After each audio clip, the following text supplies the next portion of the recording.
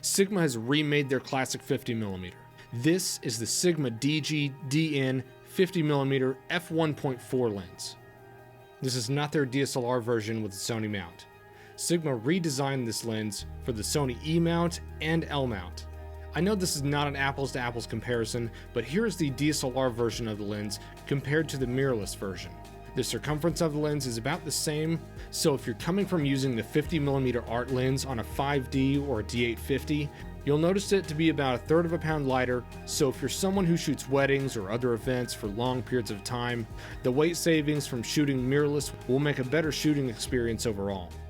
Sigma also made the smart choice of increasing the number of aperture blades from 9 to 11. This addition makes small light sources behind your subject to be more rounded. A minor improvement, but one that could prove useful if you're photographing babies or smaller product, is the ability to shoot as close as 15.7 inches compared to the 17.8 inches with the DSLR version. During our time using this lens, we put it on the Sony Alpha 1 for a family session. I not only shot it in single shot mode for the pose group and individual sets, but it responded well to the high frame rate of the Sony Alpha 1's 30 frames per second high burst mode. Whether they were sliding down or swinging back and forth, the Sigma DG-DN 50mm f1.4 didn't skip a beat.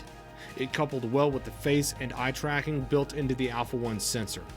Overall, Sigma did an amazing job on this lens. It was fun to shoot and it performed exactly the way I needed it to on the job.